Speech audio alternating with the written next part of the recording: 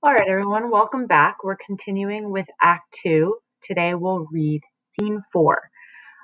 Just to give you a brief summary of what will go down here and to kind of recall what we've just read, in Scene 3, we had sort of a serious ending where Friar Lawrence agrees to marry Romeo and Juliet when he realizes that their love could actually end the feud.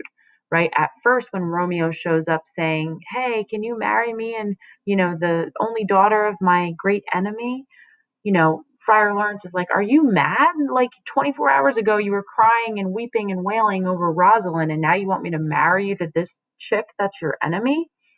He quickly realizes that perhaps this alliance may so happy or may prove to bring the feud to an end.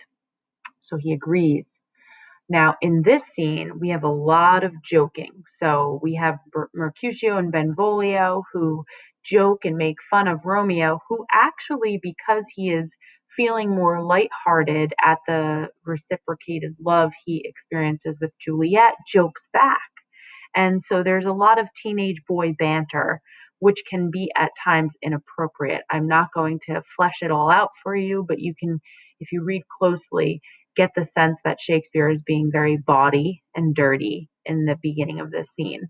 However, the tone will change. So later, when the nurse comes on the scene, and again, that's because in the balcony scene, we saw Juliet say, "Hey, well, what time should I send for you?" And Romeo's like, "At 9 o'clock, send someone and I'll give them details about our marriage."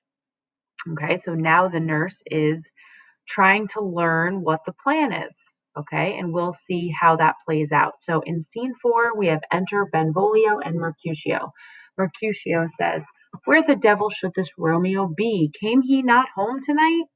"Not to his father's. I spoke with his man." "Why, that same pale hard-hearted wench, that Rosalind torments him so that he will sure run mad." Again, Mercutio is thinking that Romeo is still suffering because of Rosalind. Benvolio says, "Tybalt, the kinsman to old Capulet, hath sent a letter to his father's house." "A challenge on my life?"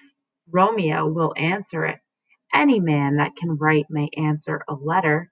Nay, he will answer the letter's master, how he dares, being dared. Alas, poor Romeo, he is already dead, stabbed with a white wench's black eye, run through the ear with a love song, the very pin of his heart cleft with the blind bow boy's butt shaft. And is he a man to encounter Tybalt?" So I've not stopped here, but Mercutio learns from Benvolio that Tybalt sent a letter to Romeo's father challenging Romeo since he showed up to the party. Mercutio then teases Romeo, saying, "Can Romeo really fight the Tybalt?" And we're going to learn a little bit about Tybalt's fighting capabilities in just a moment. But the point is, Mercutio is saying Romeo is a lover boy. He's not a man that can fight. So he's teasing him. Now Benvolio says, "Why? What is Tybalt, right? Who is Tybalt? Why is Tybalt such a formidable opponent to Romeo?"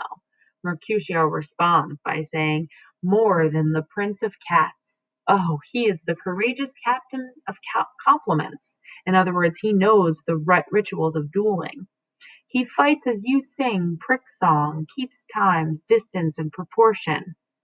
He rests his minim rests, 1, 2, and the third in your bosom, the very butcher of a silk button. A duellist, a gentleman of the very first house of the first and the second cause. Ah, the immortal passado, the punto reverso, the hay." So he's referring to fencing terms. Again, all of this is implying that Tybalt is quite the fighter. Benvolio says, "The what?" "The pox of such antic, lisping, affecting fantasticos. These new tuners of ascent, by Jesu a very good blade, a very tall man, a very good whore. Why, is not this a lamentable thing, grandsire, that we should be thus afflicted with these strange flies, these fashion mongers, these pardon me's, who stand so much on the new form that they cannot sit at ease on the old bench? Oh, their bones, their bones. So Mercutio is, um, he seems to get really into what it is that he's saying, and he is the most difficult character, I think, to understand. And so, really, he's just kind of, I'm going to summarize here, going into detail about the talent that Tybalt has with a sword in his hand. Now, Romeo comes on the scene. Okay, Benvolio says, "Ah, here comes Romeo, here he comes. Without his roe, like a dried herring, O flesh, flesh, how art thou fishified! Now is he for the numbers that Petrarch flowered in. Laura to his lady was a kitchen wench. Mary, she had a better love to beryme her. Dido, a dowdy. Cleopatra, a gypsy. Helen and Hero, Hildings and harlots. Thisbe, a grey eye or so, but not to the purpose. Signor Romeo, bonjour. There's a French salutation to your French slop. You gave us the counterfeit fairly last night." He calls him out. Okay, the most important part here is that Mercutio says, "You ditched your boys last night."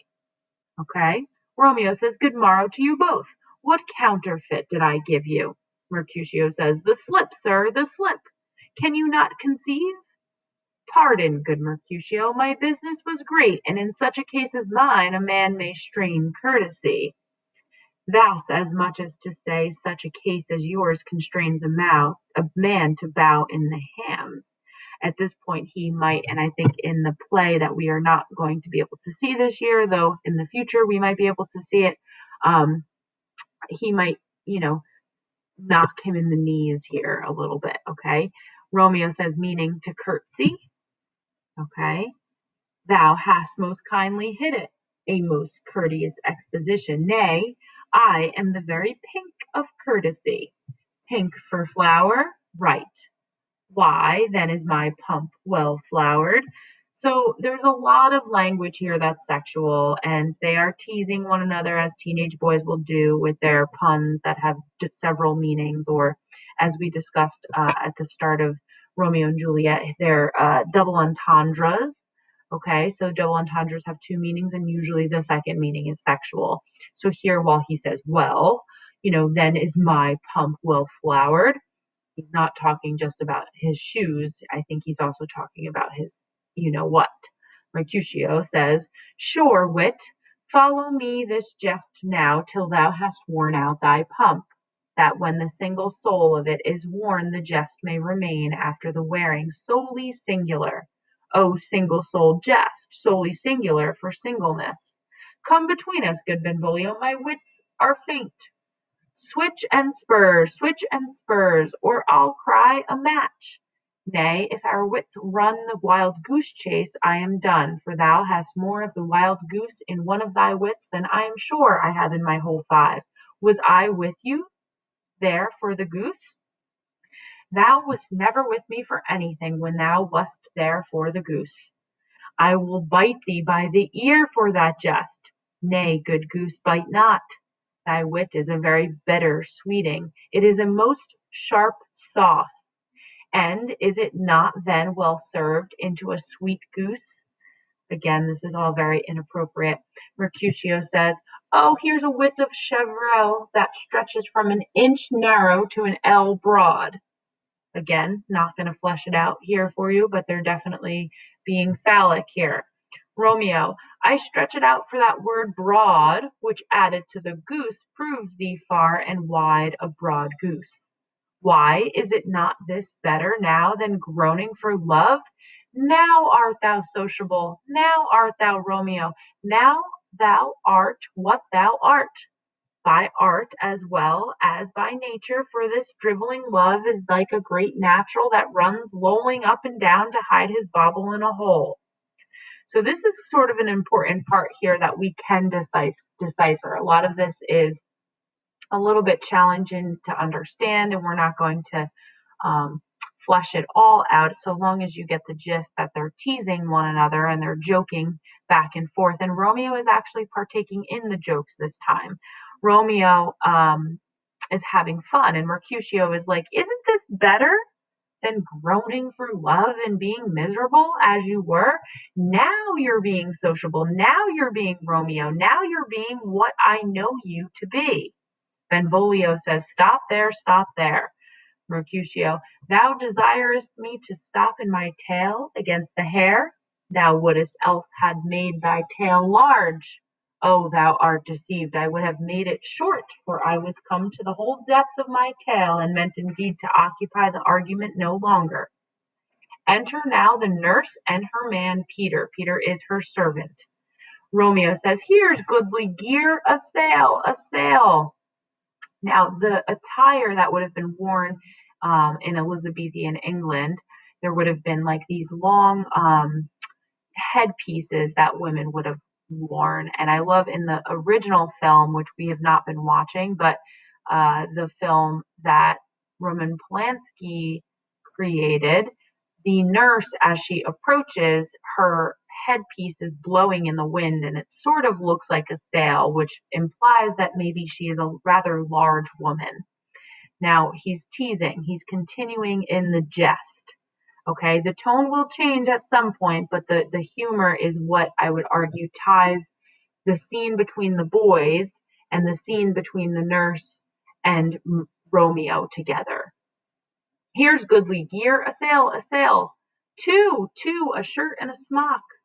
Peter, a nun, my fan, Peter, Mercutio says. Good Peter, to hide her face, for her fans the fair face. Mercutio is offending her, saying that her fan is more attractive than her face. The nurse says, God you good morrow, gentlemen. God you good evening, fair gentlewoman. Is it good evening? 'Tis no less, I tell you, for the bawdy hand of the dial is now on the prick of noon. Again, he's being a little inappropriate here. The nurse, okay, is offended by this. I love in the play that I have taken the students to see with Miss Schlick and Mr. Texel in years past, the actors have actually taken the nurse's hand and placed it in an inappropriate place. And this is what ultimately offends her to the point of calling out, saying, out upon you, what are you, a man? What a man are you? Okay, Romeo says, one gentlewoman that God hath made himself to mar. By my troth, it is well said, for himself to mar, quoth he. Gentlemen, can any of you tell me where I may find the young Romeo? I can tell you, but young Romeo will be older when you have found him than he was when you sought him. I am the youngest of that name, for fault of a worse. You say well. Yeah, is the worst well? Very well, took in faith wisely, wisely. If you be he, sir, I desire some confidence with you. Benvolio then says, she will indict him to some supper. Mercutio continues with the joking, abad, so ho! What hast thou found? No hare, sir, unless a hare, sir, in a Lenten pie that is something stale and hoar ere it be spent. Now he runs about her, so he's kind of circling around her, singing this little song. An old hare whore is very good meant in Lent, but a hare that is a whore is too much for a score when it whores ere it be spent. Romeo, will you come to your father's? Will to dinner thither. Mercutio says, Romeo, do you intend to come to dinner at your dad's? And Romeo says, yeah, I'll follow you. Now Mercutio basically dismisses himself. He says, farewell, ancient lady. Again, probably not the kindest thing you could say to a woman. He's offending her. Farewell, goodbye, ancient lady. Farewell, lady. Mercutio and Benvolio now exit.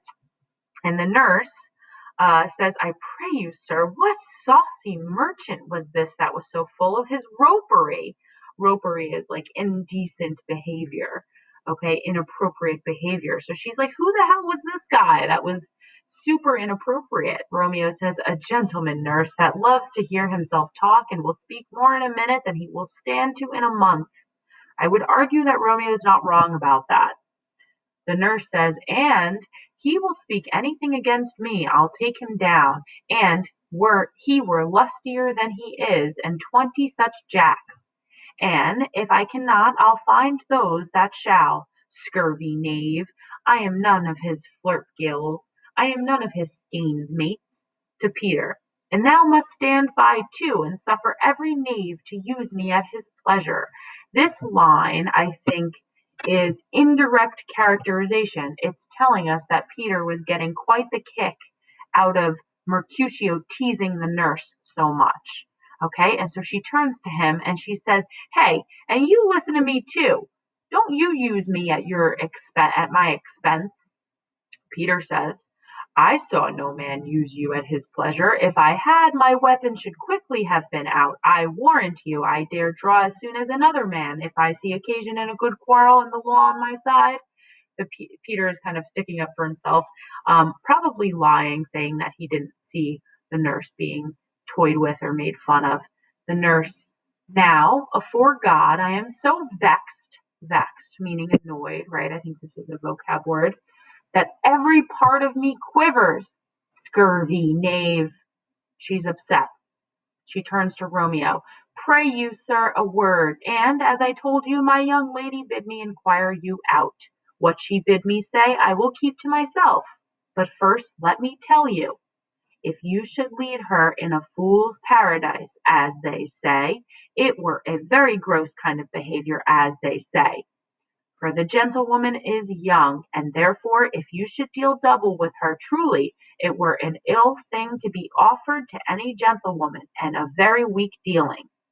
So what is it that she's concerned about? Before she reveals what it is that Juliet has brought, what information Juliet has instructed her to bring to Romeo, she first prefaces what it is that she has to say by warning him.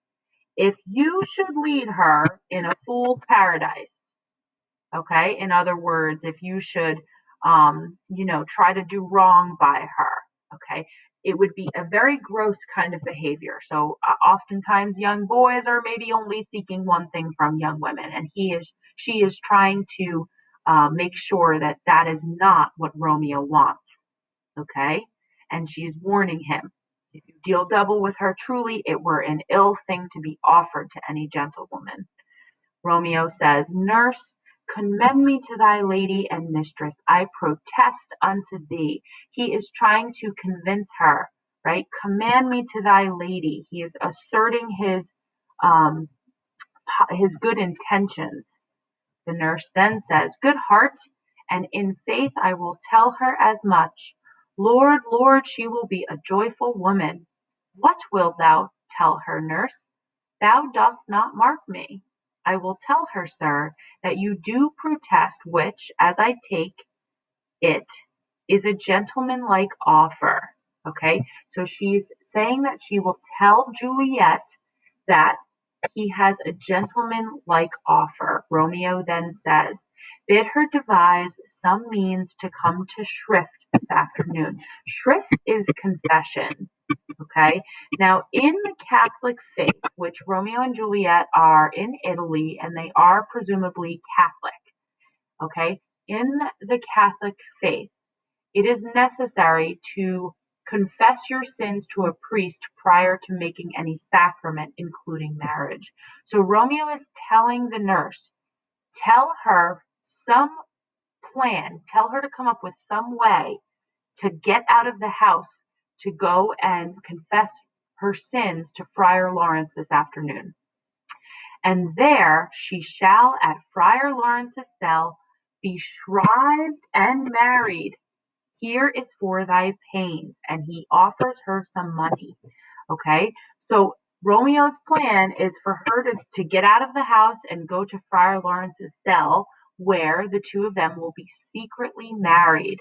Nobody knows about this plan except for now Friar Lawrence, Romeo, Juliet, and the nurse. The nurse says, "No, truly, sir, not a penny." Romeo says, "Go to, I say you shall." So he insists that she take the money. The nurse says, "This afternoon, sir?" "Well, she shall be there." Romeo says, "And stay, good nurse, behind the abbey wall. Within this hour my man shall be with thee, and bring thee cords made like a tackled stair, to which to the high topgallant of my joy must be my convoy in the secret of night. Okay, let's look a little bit more closely at Romeo's directive to the nurse here. He's telling the nurse to stay behind the abbey wall because within this hour, okay, so within the next hour, his buddy, I think Balthazar, is going to bring cords or a ladder, okay, that will hang out of Juliet's window, and he can convoy, in other words, he can climb it in the secret of the night. After they wed, after they get married, they're going to consummate, okay, the marriage. What does that mean? It means they're going to have sex. Okay, so Romeo has agreed to marry her, right? But it's not too far off that he is thinking about the consummation of the marriage, right? I mean, within a couple of lines, he has already given directives to how he will essentially lose his virginity to Juliet. Then he says, farewell, be trusty, and I'll quit thy pains. Farewell, commend me to thy mistress. Now, God in heaven bless thee. Hark you, sir. What sayest thou, my dear nurse? Is your man secret? Did you never hear say, two may keep counsel, putting one away? Warrant thee, my man's as true as steel. Okay, so the nurse is concerned that the man who will bring the ladder will kind of speak a little bit, or he'll talk. But Romeo is promising that his man is as true as steel. In other words, he will keep his word and he will remain silent. The nurse then responds saying, well, sir, my mistress is the sweetest lady. Lord, Lord, when 'twas a little prating thing, oh, there is a nobleman in town, one Paris, that would fain lay knife abroad, but she, good soul, had as lief see a toad, a very toad as see him. I anger her sometimes and tell her that Paris is the properer man, but I'll warrant you when I say so, she looks as pale as any clout in the versatile world. Doth not Rosemary and Romeo both begin with a letter? All right, so here she reveals to Romeo that Paris, okay, has sought her hand in marriage.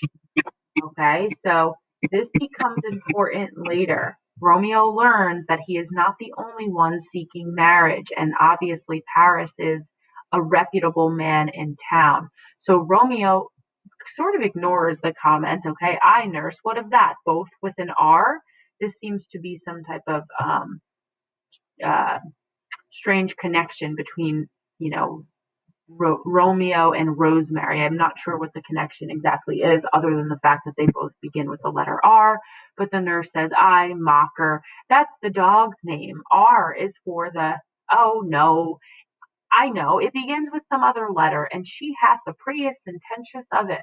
You and Rosemary, that it would do you good to hear it. Command me to my lady.